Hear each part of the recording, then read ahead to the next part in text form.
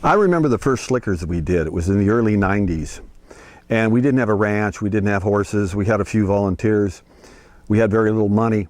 But we found a camp in Malibu called Camp Shalom, and we rented that for a weekend. And we found a barn that had horses, and we worked out a deal with them, and it started building. And it's the first thing the first time I'd ever done anything like that, so I didn't know what to expect. I mean, I grew up around horses, but this was a new thing for me.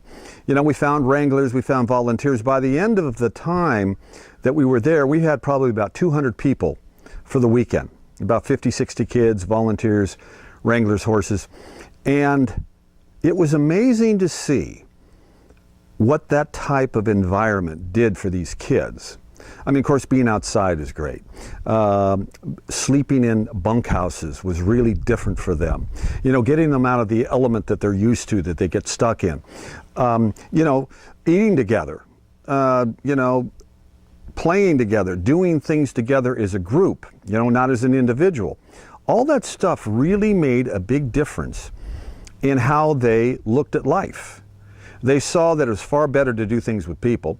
I mean, they all have their friends and stuff, but you know, a lot of times they don't make new friends because of the fear of being rejected or what have you. But as I saw this weekend progress and saw them take interest in the things we did, from, you know, trust games and responsibility exercises, teamwork responsibility exercises, sports, archery, horseshoes, they all found a different way of doing these things, and you found some that were better ropers and some were better riders, but it was all done in the spirit of play and as a group, and they just actually moved along as a group and progressed.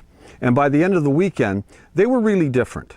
They really were. They were different, and you really can't take that memory away from them. That's something that memory will stay with them for a long, long time.